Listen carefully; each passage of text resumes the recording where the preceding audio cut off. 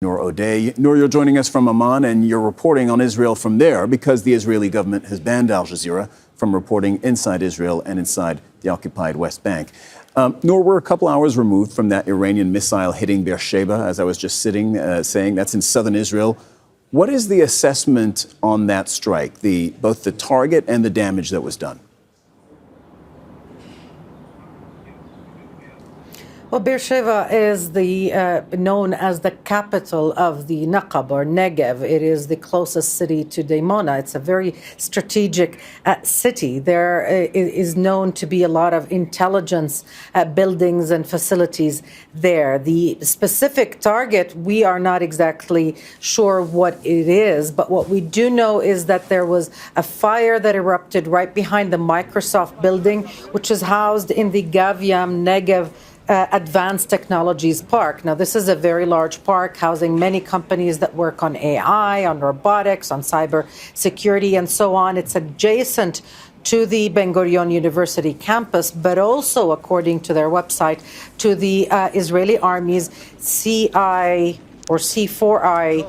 branch campus. What is C4I? It is the branch of the Israeli Army that is in charge of all things communications and cyber technology and so on for the Israeli Air Force, the Israeli Navy, and Army. So we don't know exactly what was hit, but that is what is in this compound where we saw fires erupting, where we saw the fire crews also rushing to put out the fires, and nearby the rail station was temporarily halted because it sustained also damage from the shrapnel. The Israeli Army says the missile had 300 kilograms of explosives, so the damage just from the blast is quite powerful. Noor, going beyond just this latest strike, what is Israel's latest assessment of their ongoing military campaign against Iran? How do they say they're doing? Well, there are two things happening at the same time, Cyril. On the one hand, you have the Israeli army, the military censor, the ministers, all very keen on painting a picture of superiority. And that they have, at least as far as the Air Force is concerned. It is able to launch missiles, to fly almost freely over Iranian airspace. Just in the past few minutes, there was a statement about targeting launch pads in Tehran that were getting ready to fire missiles at Israel.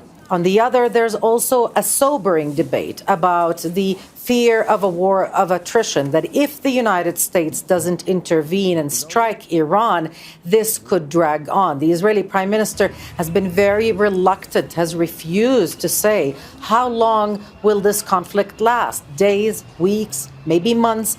And that's because a prolonged conflict of this kind would be very costly, would be very difficult to bear for all involved. So that's why you see billboards, for example, now coming up in Tel Aviv, urging the American president to finish the job, as the billboards say. And in the meantime, Israel's dependence on American weapons is very evident. 14 military cargo planes arrived in Tel Aviv carrying weapons and munitions and equipment, bringing to 800, Cyril, the number of such cargo planes that arrived with supplies to Israel since the beginning of the war on Gaza nearly 20 months ago. Noor O'Day reporting from Amman. Jordan, thank you very much, Noor. Make sure to subscribe to our channel to get the latest news from Al Jazeera.